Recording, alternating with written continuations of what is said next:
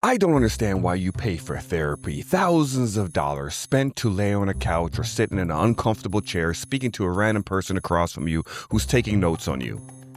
Or they're doodling, one or the other. Then that therapist likely has a therapist themselves to deal with their work, which drains them mentally, hence why they need a therapist. And that therapist also needs a therapist. And then that therapist sees a therapist. It just all feels like a pyramid scheme, a scam. I always joke about the word therapist because if you split it in two, you get this. That's how I felt every time I had to pay for my weekly therapy sessions. But what if I told you that therapy is just confession with a price tag? A Catholic tradition that has been gentrified, stripped from its purpose, and monetized to make as much money from the vulnerable people as possible. Well, there goes all my subscribers who are in therapy. Run my intro. Hello, meine Freunde, I'm the Catholic Observer, your friendly neighborhood Catholic who believes in faith, reason, and this thing called the Sky Daddy. So let's talk about this roughly 2,000-year-old Catholic tradition called confession that costs absolutely nothing but your shame. Shame. I realize that often people believe Catholics are replacing God with a priest, treating him as a middleman who personally forgives sins. Specifically, Protestants seem to believe we are replacing our personal relationship with God with a priest who has authority over us. I get it, especially if you're just on the sidelines staring.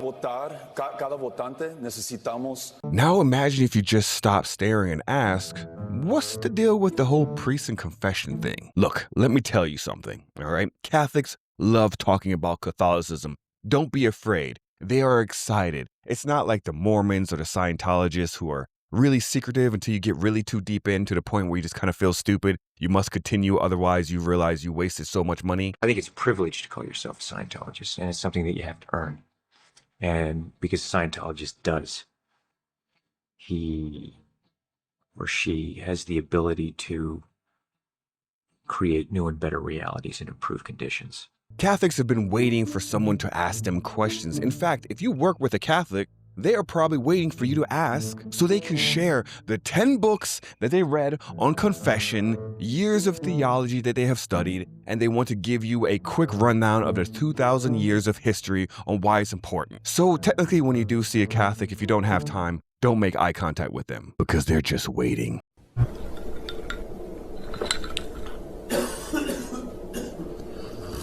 The priest is acting what's called persona Christi, meaning he's a representative of Christ's authority given in John 20:22 through 23, where Jesus empowered the apostles to forgive sins.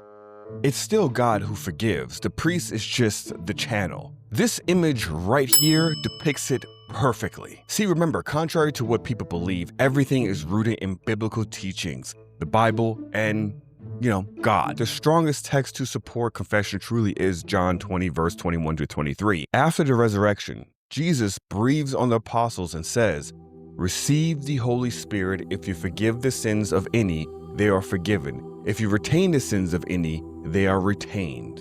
There's really no wiggle room here.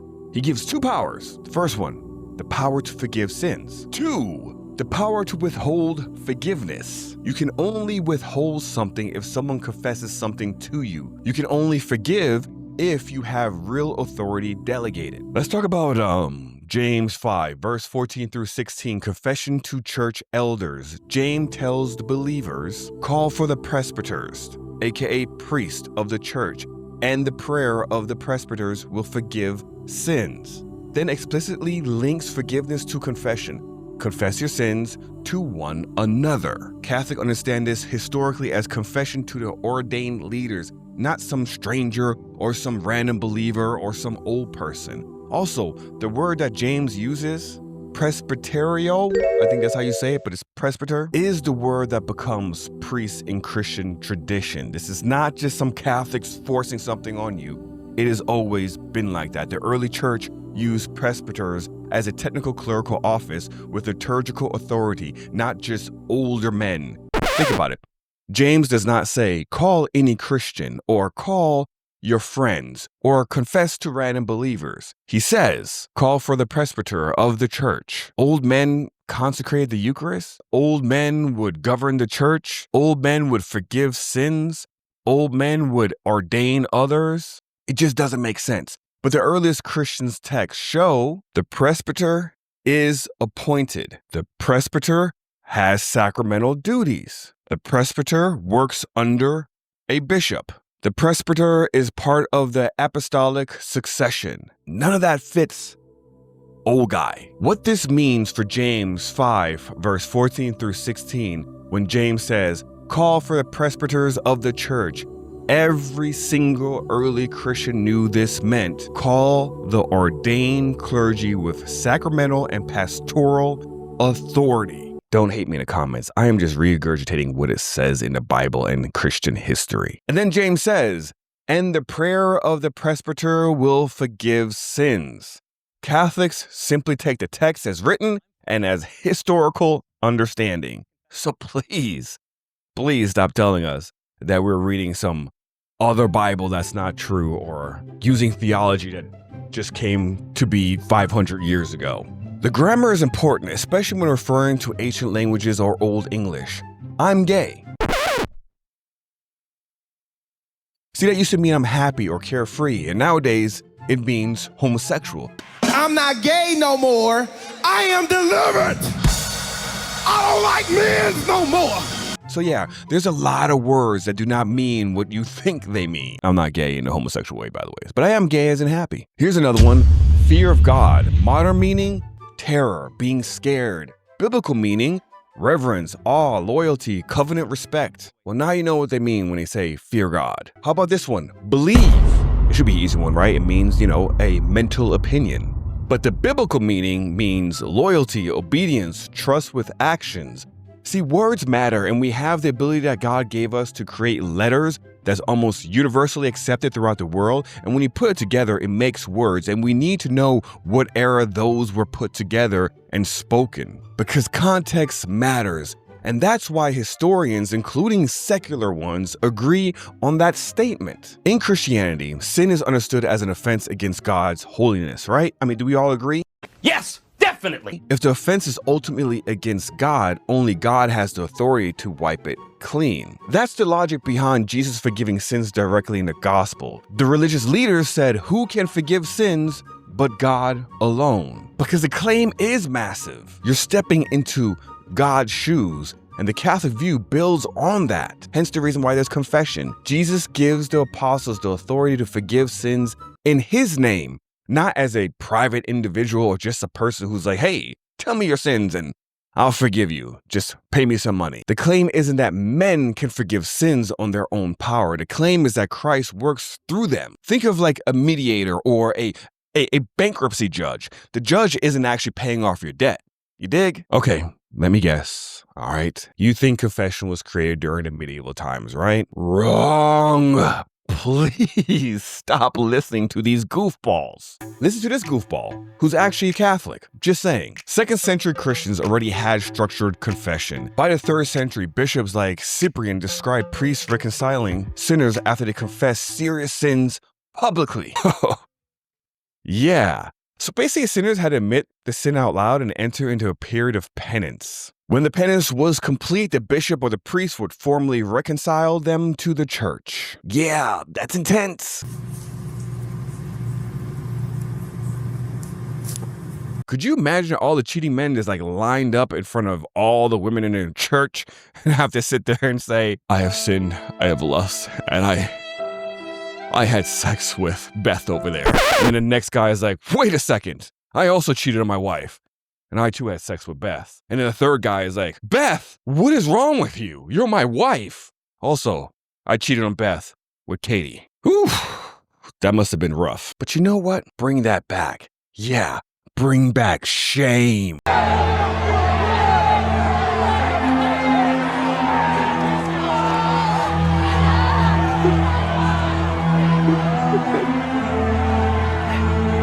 By the 5th century, monks in Ireland developed a private one-on-one format as we know it today. So the idea that confession is a late Catholic invention is just historically impossible. It's older than half of the cities in Europe. I noticed that predominantly Protestants have such an issue with confession, But hear me out for a second if you're a Protestant watching this. And it's just some food for thought, okay? Again, I'm not here to debate anybody, so don't expect me to debate you back and forth in the comments. And stop trying, because I won't. I'm trying to bring peace here, y'all, okay? You got enough of those ortho and trad bros, and what do the Protestant bros call themselves? If Jesus breathes the Holy Spirit on apostles and gives them the power to forgive or withhold sins, that's real delegation, right? Scripture never treats it like a metaphor. It's the same pattern you see everywhere. The Father sends the Son sends the apostles, and the apostles ordain successors. Authority flows like a river. Be like water. Now, water can flow or it can crash. Be water, my friend. People relate to psychology and anthropology more than theology and willing to spend hundreds to thousands of dollars for a lifelong therapy. Just my opinion and my observation. Humans don't do well carrying guilt in their own heads, and confession does something therapy doesn't. It doesn't just process your emotion, it makes a definitive claim. Your sin is gone. It resolves the moral weight. Psychology can soothe the mind, but confession, man, it deals with guilt as a moral reality. That's why the early Christians treated it like a spiritual court, not a conversation with a life coach. And I know how much you guys love those life coaches. Let's just be real. Many of you don't like confession because it's shame that you are carrying around and expect to share with your priest. Fearful that your priest is probably secretly judging you or writing his homily that has something to do with you. So every single Sunday when you think he's saying something about you automatically get worried and it's like, is he directing this at me? No, God! No, God, please, no! No! No! No! And listen, I get it. Shame is the real reason people avoid confession, but you can turn that weakness into strength, and it actually helps you avoid repeating these sinful behaviors, whether it's adultery, lust, lying, drugs, murder, and so on. Catholics don't pretend it's fun to walk into a box and say your worst failures out loud.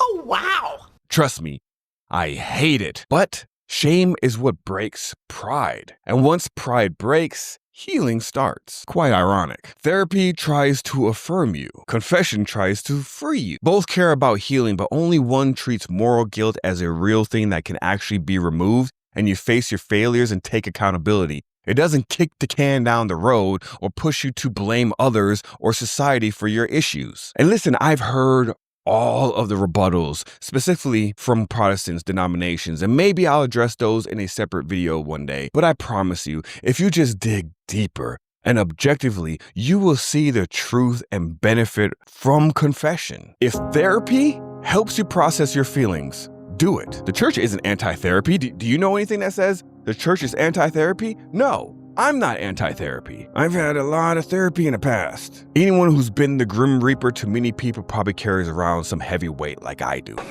What? Bro, what are you talking about, man? So I get it, but if you want real forgiveness of sins and peace of your conscience and a spiritual reset only God can give, go where Jesus actually placed that authority, the church. And also bring $5 for the candle you'll have to light afterwards. It's a massive discount right there. So, ain't nothing greater than free therapy, even absolution. Hey, thank you for watching. I'm glad you enjoyed this episode. Hopefully you did, because if you made it to the end, it means you kind of enjoyed it, right? So hopefully YouTube is going to recommend one of my other videos here, and you can help me help you spread the word of our Lord Jesus Christ without having to knock on someone's door at 5 a.m. because we're not Jehovah's Witnesses. And let's just be real, that stuff is annoying. And nobody likes street preachers either. Can we just be honest about that, okay? So this is probably the easiest way to try to spread the word. I hope I'm not boring. I hope I'm somewhat entertaining, but hey, by the way, thank you. I reached 200 subscribers in a short period of time. That is awesome. Thank y'all. 1 million to go. Is that my aspirations too high? It must be. But hey, hopefully this helped you. And if you're a Protestant that's interested in Catholicism, thank you for stopping by, and make sure you subscribe. And if you're an Ortho bro, well, nope. I'm not that guy anymore. You're welcome too. But let's stop fighting. Let's just get along, okay? Love is love, right? No, it's not. No, we're not affirming sin. All right, this is going on way too long. Hey, just, check out the Mary video. That one's pretty good. Or the infallibility one about the Pope. All right, let me walk out the scene.